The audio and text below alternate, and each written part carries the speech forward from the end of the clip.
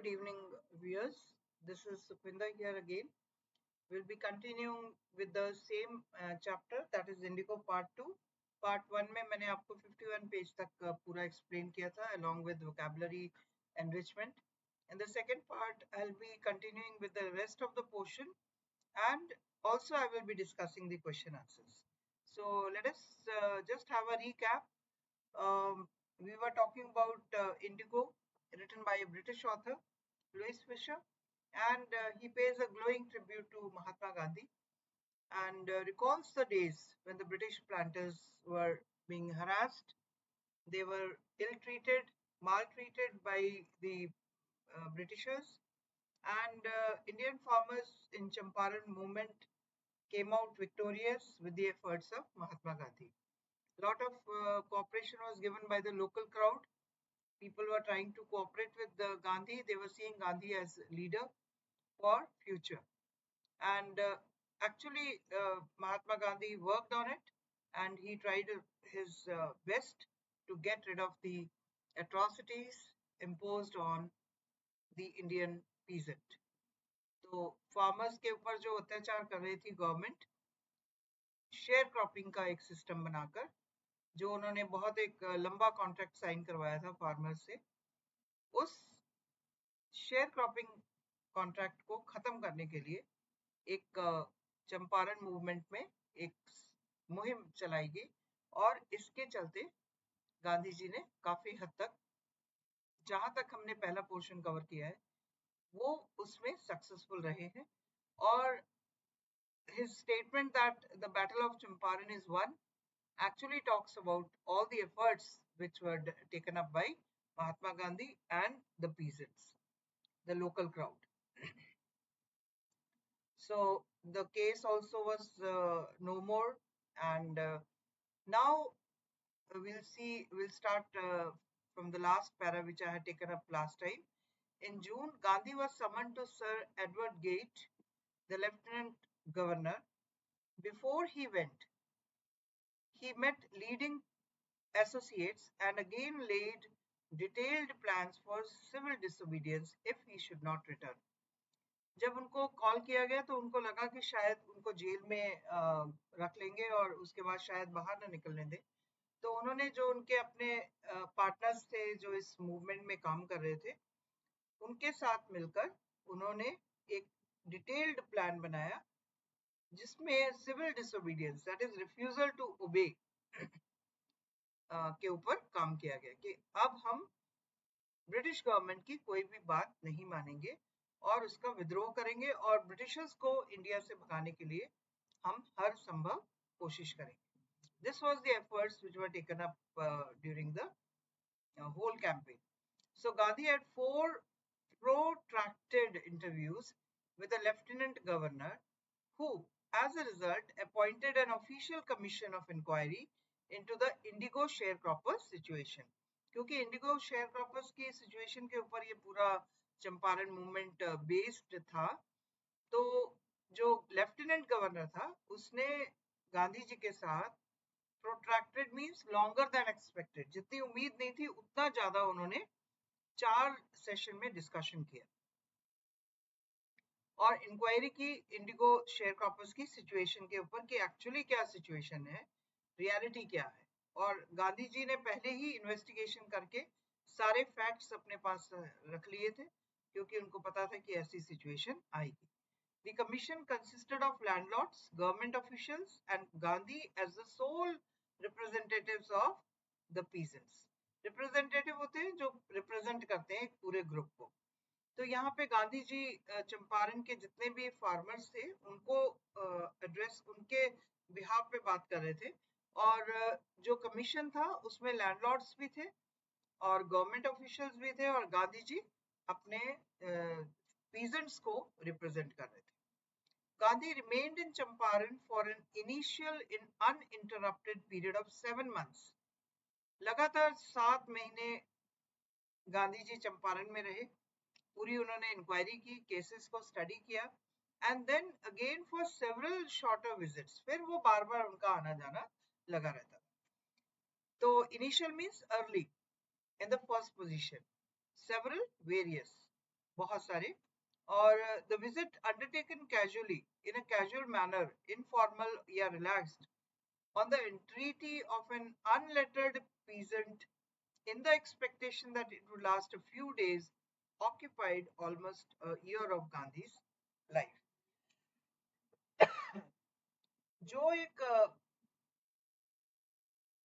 एक स्ट्रगल शुरू हुआ था गांधी जी का पीजेंट्स के साथ मिलके, एक इलिटरेट आदमी के कहने पे वो कैजुअली मतलब बिल्कुल इनफॉर्मल वे में वो आए थे, बिना ये सोचे कि इस परिस्थिति में आगे क्या होगा. उस स्थिति में जब वो एकदम कैजुअली आए थे, उस स्थिति को लगभग एक साल, गांधी जी का लाइफ का एक साल उसमें कंज्यूम हुआ. और finally it was victorious.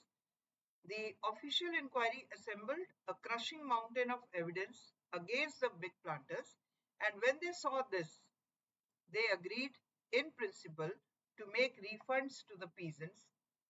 But how much must we pay? They asked Gandhi. अब जो एक ये जो स्ट्रगल शुरू हुआ था, इसमें बहुत सारे एविडेंस थे, ढेर सारे, ऐसा ढेर जो नीचे गिर जाए, इतना मतलब क्रशिंग ढेर था वो. और इतने एविडेंस जो थे वो बिग प्लांटर्स मींस जो ब्रिटिश लैंडलॉर्ड्स थे उनके अगेंस्ट था. और जब उन्होंने ये सब देखा कि हमारे अगेंस्ट बहुत सारे एविडेंस है, तो उन्होंने पीजेंट्स को, फार्मर्स को पैसा रिफंड करने के बारे में एग्री किया. अब नेक्स्ट क्वेश्चन था, बट हाउ मच, कितना पे करना है, उन्होंने गांधी जी से पूछा, क्योंकि Gandhi ji was the leader of this campaign. They thought he would demand repayment in full of the money which they had illegally and deceitfully extorted from the sharecroppers. उनको ये उम्मीद थी कि गांधी जी पूरा पैसा मांगेंगे जो उन्होंने गलत तरीके से फार्मर से छीना था एक तरह से, तो चालाकी से और इलीगल वे में. लेकिन गांधी जी ने सिर्फ 50% मांगा. उसका रीजन था क्योंकि गांधी जी को पता था कि ये लोग, इनको झुकने में बहुत प्रॉब्लम होगी या इनकी हार हो जाएगी अगर इनको पूरा पैसा देना पड़ा. फिर ये कोई ना कोई ऐसा काम करेंगे जिससे ये पूरा एफर्ट वेस्ट हो जाएगा. तो उन्होंने कहा कि 50% हमें रिफंड चाहिए. There he seemed adamant. वहां पे उन्होंने फर्म होकर कहा कि हमें 50% रिफंड चाहिए. Writes Reverend J.Z. Hodge, a British missionary in Champaran, who observed the entire episode at close range.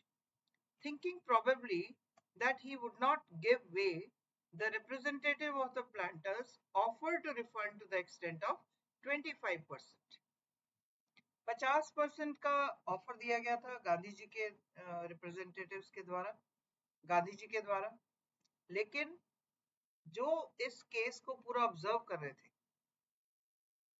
उन्होंने बताया कि प्लांटर्स के जो रिप्रेजेंटेटिव थे, उन्होंने कहा कि हम 25% देंगे. ठीक है, तो 25% पे गांधी जी एकदम तैयार हो गए. और इस तरह से उन्होंने जो एक डेडलॉक बन गया था, जो ऐसी स्थिति हो गई थी जो ना इधर हो रही थी ना उधर हो रही थी, उस स्थिति को उन्होंने तोड़कर पीजेंट्स के हक में 25% क्लेम एक्सेप्ट किया. This settlement was adopted unanimously by the commission. अब इस पूरी जो ऑफर हुआ था 25% का, सारे जितने भी कमीशन में लोग इन्वॉल्व थे, उन्होंने इस सेटलमेंट का स्वागत किया और उसको लागू किया. Gandhi explained that the amount of the refund was less important than the fact that the landlords had been obliged to surrender part of the money and with it part of their prestige. Gandhi ji ने सबको ये समझाया कि refund ज्यादा important नहीं था, ये चीज ज्यादा इंपॉर्टेंट थी कि वो लोग अपना जो उन्होंने धोखे से जो पैसा लिया हुआ था उसको वापस किया और इस तरह से उनको झुकना पड़ा। और जो उनकी थोड़ी जो उन्होंने इज्जत बना रखी थी अपना पूरे इंडिया में एज रूलर्स, उसको थोड़ी सी ठेस पहुंची। Therefore, as far as the peasants were concerned, the planters had behaved as lords. अभी तक प्लांटर्स एक खुदा की तरह, कोई बहुत बड़े एक भगवान की तरह वो कोशिश कर रहे थे, एक बड़े अधिकारी के रूप में भी कोशिश कर रहे थे काम करने की। लेकिन यहाँ पर आकर उनको अपने राइट्स को छोड़ना पड़ा। और जो पीजेंट्स थे उनको ये समझ आई कि हमारे भी कुछ अधिकार है और हम भी विद्रोह करके उन अधिकारों से अपना हक ले सकते हैं। और उन्होंने हिम्मत करना सीखा। Events justified Gandhi's position.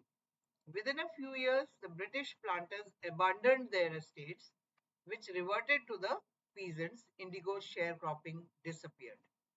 इतनी जद्दोजहद के बाद गांधी जी इस मुहिम में, इस मिशन में कामयाब हुए और उन्होंने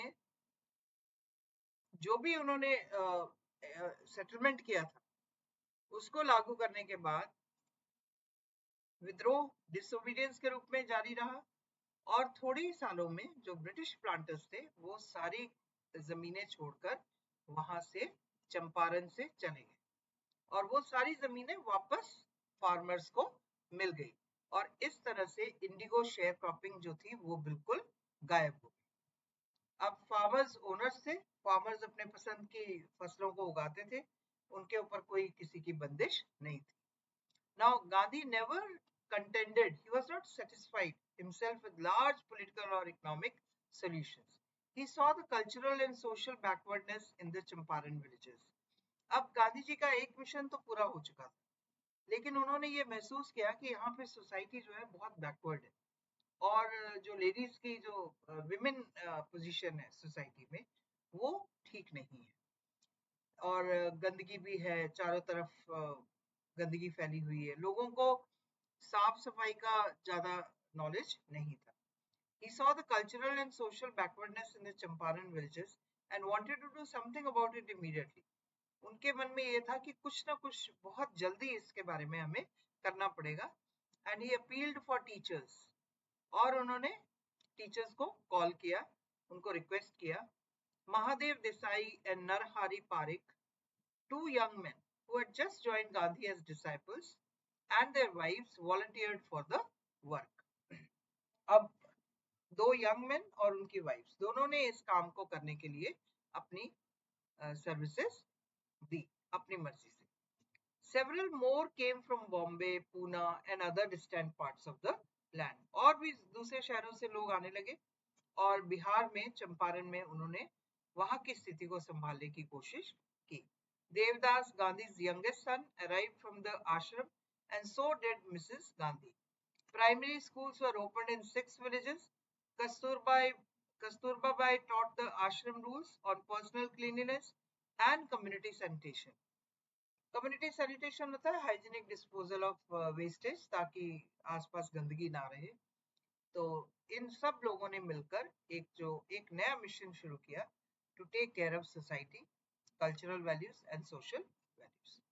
health conditions were miserable. Gandhi got a doctor to volunteer his services for 6 months. Health की भी कंडीशन बहुत खराब थी और इसलिए उन्होंने एक डॉक्टर को वॉलंटियर के रूप में इनवाइट किया जिसने 6 महीने वहां पे काम किया।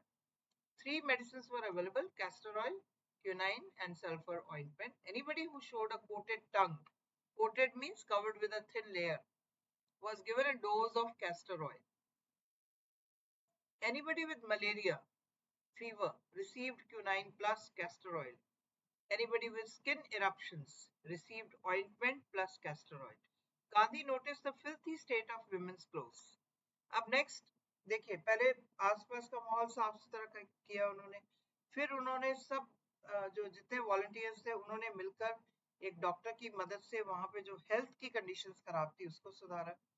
कुछ लिमिटेड दवाइयां थी उसी के सहारे वो लोग काम कर रहे थे। इसके बाद नेक्स्ट स्टेप था विमेन्स क्लोथ्स। बहुत गंदे कपड़े लेडीज पहनती थी और कस्तूरबा बाई को उन्होंने बताया कि उनके पास सिर्फ एक ही साड़ी है और उसी को चेंज करते हैं और उसी से वो गुजारा करते हैं और अपना काम चलाते हैं, इसीलिए उनके कपड़े बहुत गंदे हैं. Filthy means very dirty. Now, during his long stay in Champaran, Gandhi kept a long distance watch on the ashram. He sent regular instructions by mail and asked for financial accounts. Once he wrote to the residents that it was time to fill in the old latrine trenches and dig new ones, otherwise the old ones would begin to smell bad. तो वहाँ पे latrine के गड्ढे बनाए हुए थे और उसको उन्होंने आश्रम में जो भी जगह थी उसको दोबारा से नए ट्रेंचेस बनाए गए. The Champaran episode was a turning point in Gandhi's life. Gandhi came out as a leader. इस मूवमेंट के बाद गांधी जी एक लीडर के रूप में सामने आए. What I did, he explained, was a very ordinary thing. I declared that the British could not order me about in my own country. Gandhi ji ने कहा कि जो मैंने किया वो बहुत एक छोटी चीज थी कि मेरे देश में मुझे कोई ऑर्डर नहीं करेगा.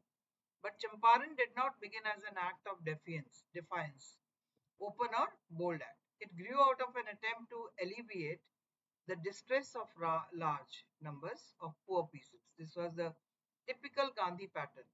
His politics were intertwined with the practical day-to-day problems of the millions, and his was not a loyalty to abstractions.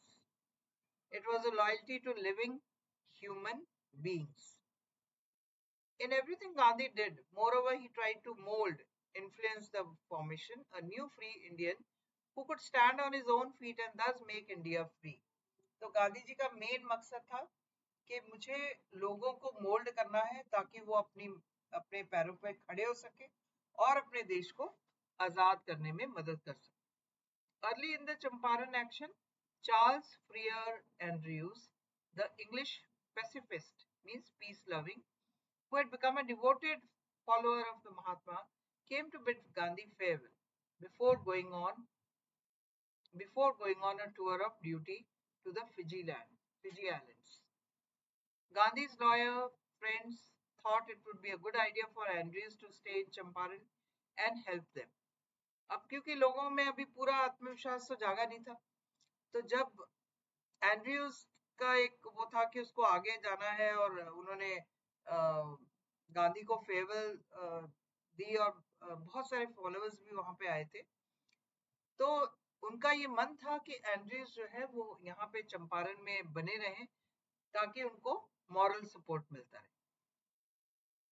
Andrews भी तैयार थे, लेकिन उन्होंने कहा कि अगर गांधी जी एग्री होंगे तब मैं रुकने की सोचूंगा. But Gandhi was vehemently opposed. Gandhi ji ने बहुत स्ट्रांगली इस बात का विद्रोह किया कि हमें अब अपने आप पे कॉन्फिडेंस रखना है. He said, you think that in this unequal fight, it would be helpful if we have an Englishman on our side. This shows the weakness of your heart. उन्होंने कहा कि इससे आपके दिल की कमजोरी सामने आती है. The cause is just and you must rely upon yourselves to win the battle. अपनी लड़ाई हमें खुद करनी है, अपने आप पे डिपेंड करना है, अपने आप को डिफेंड करने के लिए. ठीक है. You should not seek a prop. हमें किसी के सहारे की जरूरत नहीं है. और मिस्टर एंड्रयूज के रूप में आप लोग एक सहारा ढूंढ रहे हैं क्योंकि वो एक अंग्रेज है. He had read our minds correctly. Rajendra Prasad comments and we had no reply. Rajendra Prasad ji ने कहा उसमें कि हमारे दिमाग को उन्होंने अच्छी तरह पढ़ लिया था और हमारे पास इस बात का कोई जवाब नहीं था. In this way, he taught us a lesson in self-reliance. Self-reliance, Indian independence and help to sharecroppers were all bound together. ये सारी चीजें एक साथ जुड़ी हुई थी. Now, dear viewers and students, understanding the text, I am just giving you hints as to question answer which have been discussed here. Why do you think Gandhi considered the Champaran episode to be a turning point in his life? Number one, popularized Gandhi and paved way for other movements. How was Gandhi able to influence lawyers given stances? Gandhi was a stranger and he was ready to court arrest. This made others think that why we are not like that and we need to change our attitude और हमें भी jail में जाना पड़ेगा क्योंकि हम आसपास के एरिया के हैं और गांधी बाहर से आए।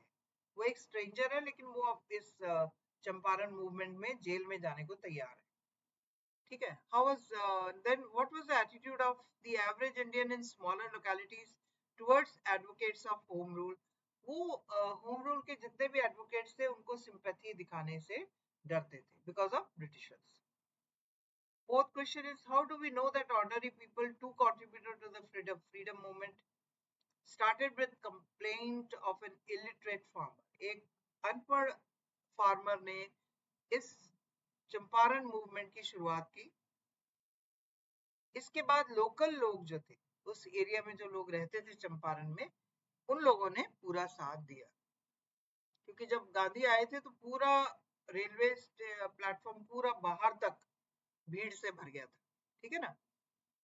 Now talking about the text, freedom from fear is more important. तो ये आप कोट कर सकते हैं, उसमें बहुत सारे इंसिडेंट्स दिए हुए हैं जिसमें हमें ये समझ आता है कि अपने डर को आप लोग जीत लीजिए। अगर आप अपने डर को जीत लेंगे तो आप हमेशा सक्सेसफुल होंगे।